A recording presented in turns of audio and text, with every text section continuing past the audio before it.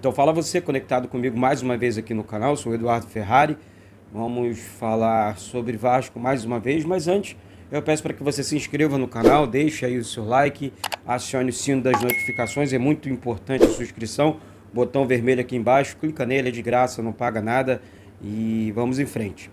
Galera, após a partida de ontem, né, contra o Sport no Maracanã, muita gente na dúvida, né, por conta dos reforços, se a diretoria vai contratar nessa janela de julho para agosto alguns jogadores que cheguem para jogar, para suprir ausências importantes no Vasco. O Vasco precisa de um jogador ponta realmente, que vá, que chegue na linha de fundo, que tenha velocidade, e o Rossi é uma possibilidade muito real, porque passa a vontade do jogador também para o clube também em contar com o jogador. Isso eu posso garantir para você, assim como Alex Teixeira tem o interesse em retornar para o Vasco. É claro que existe um projeto, que o Vasco tem que apresentar um projeto e não tem dificuldade para trazer o Alex Teixeira também não.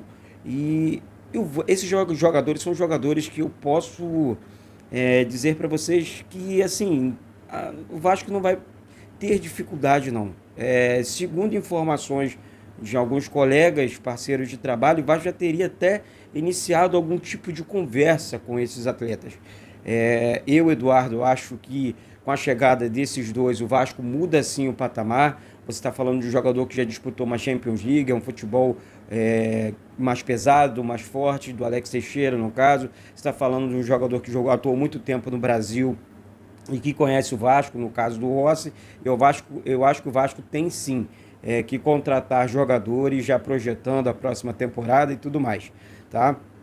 E hoje à tarde surgiu o nome do Alexandre Pato, né? Então, assim, é um jogador que surgiu muito bem no Grêmio, teve passagens pelo Corinthians e tudo mais, a fonte é o Vascaíno Net e tal. Olha, gente, o Vasco abre o bico, né, no bom sentido, em contratar reforços, porque precisa. O elenco do Vasco, tudo bem, conseguiu montar uma boa zaga, um sistema defensivo bacana, com o Thiago Rodrigues, com o Quinteiro, surge agora o Danilo Bosa, além do Anderson Conceição, nós temos o Léo Matos junto com o Gabriel Dias ali do lado direito, assim, são jogadores que... O Léo Matos já fazia parte do elenco do Vasco. É uma questão que, é claro que é uma questão de opinião, peço sempre para que vocês deixem a opinião de vocês aqui embaixo, porque é muito importante o que a gente fala, o que a gente faz, e quando a gente fala de Vasco, né, quando a gente, caraca, eu quero ver o Vasco de volta na Série A, mas espera aí, o time venceu a maioria dos jogos não jogando bem, e muitas das vezes até não merecia a vitória. Eu não vou ficar aqui inventando conversinha fiada junto com você.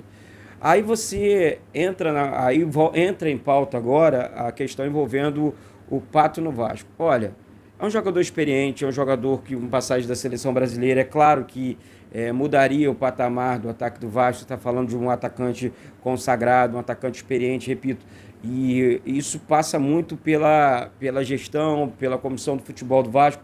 Eu acho que tem que pensar grande, eu acho que tem que pensar, tem que mudar a mentalidade, tem que olhar para o mercado. O Vasco não traz um jogador para parar um aeroporto, para motivar a torcida há anos, né? A torcida do Vasco está totalmente carente desse jogador e muitas das vezes a gente fica sabendo de uma coisa aqui, outra coisa ali, a gente traz uma notícia aqui, outra ali, para tentar mostrar para o torcedor também o nosso trabalho e, além do nosso trabalho, a questão envolvendo a nossa instituição. Aí você vê a carência do torcedor do Vasco, né? Porque eu também sou torcedor do Vasco, independente do meu trabalho. Aí você, olha, caraca, será que... Por que não dá? Por que dá para contratar 10 jogadores ganhando 80 mil reais e não dá para contratar um jogador tipo Alex Teixeira para ganhar 500, 600, 700, 800 mil até 1 milhão? Eu prefiro ter um Alex Teixeira do que 10 jogadores medianos que não resolvem nada. Então, assim, essa é a minha opinião. Então, assim, o Vasco precisa pensar como... o pensamento pontual é esse. Ou eu trago um jogador para resolver, ou então não trago.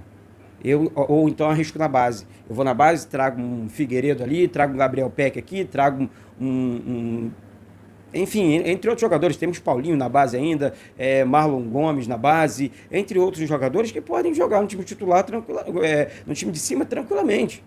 E eu tenho certeza do que eu estou falando, não tenho medo nenhum de arriscar com o Paulinho, lateral direito, enfim, entre outros jogadores da base. Então, você hoje, torcedor vascaíno, muito combalido de jogadores desse naipe, eu falo para você, de coração, o Vasco abriu negócio. Claro que o Vasco consultou a 777, tudo vai passar pela 777, porque é a parceira do Vasco, vai ser a parceira do Vasco dentro de alguns dias.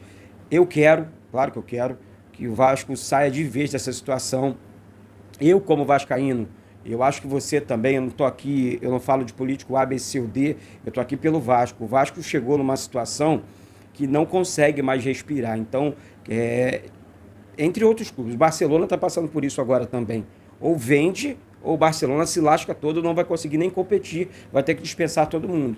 Porque o Barcelona vai passar pelo mesmo processo que o Vasco passa nesse momento. Então, a questão não é só o Vasco, a questão é mundial. Ah, mas é a diretoria. Gente, vamos parar com isso. Na boa, quem pensa grande, quem pensa em Vasco, ele não vai pensar em político A, B, C ou D.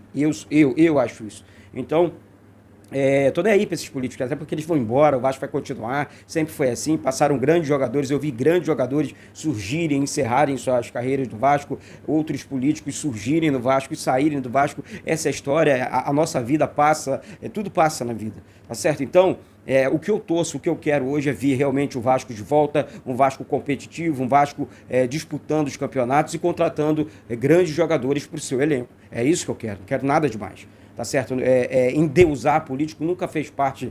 O Eduardo ainda não. Eu tô nem aí, eu cagueando para todos eles. Eu quero ver um Vasco maior, um Vasco grande. Eu quero que eles superem. Beleza, boa administração, tá aqui. Tô entregando um Vasco forte, um Vasco campeão, levantando taças e mais taças, porque esse é o Vasco que vocês queriam ver. Eu tô entregando. Então é isso que eu quero que os políticos façam, né, na frente do Vasco. Não adianta ficar contando a história da carochinha, porque o torcedor não vai cair mais. O torcedor não é bobo, não é burro.